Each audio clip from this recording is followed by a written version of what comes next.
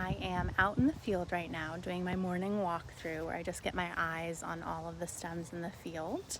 I have a very exciting bulk and DIY bloom order going out next week for a former colleague who's getting married, so for her wedding. So I'm getting my eyes on all of her stems and also figuring out what's going to be available for others. And I figured I would show you guys what's in bloom out here.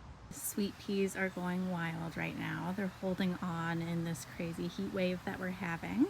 I'm hoping I can get one more week out of them before I let them just go wild and go to seed here.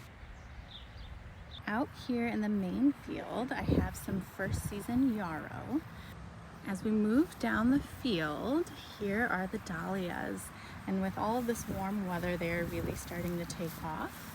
I did have to apply some chicken wire to the beds this year. The rabbits were enjoying them a little bit too much, and ever since I put up the chicken wire, they have stayed away.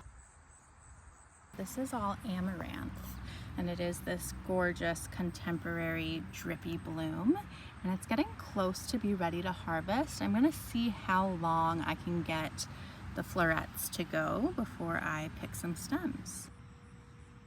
The amaranth row is followed by the Cosmo bed, or one of the Cosmo beds. It looks a little boring right now, but that's because they need to be harvested in this stage where there's just kind of a cracked bud and a little bit of petal is showing. So this row will never look like a big sea of flowers because I'll be continuously harvesting them in this stage. After the Cosmos, we have Scabiosa, or pincushion. This is the first succession on this end of the bed. I have some really beautiful blue varieties, and then over here is Fata Morgana, which is more of a kind of creamy buttercream color with a little bit of blush.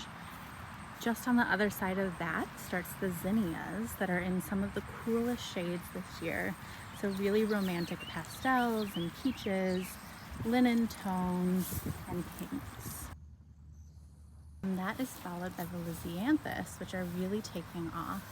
I've been disbudding them, so removing the first lower bud, hoping to get longer stems and more blooms for each plant.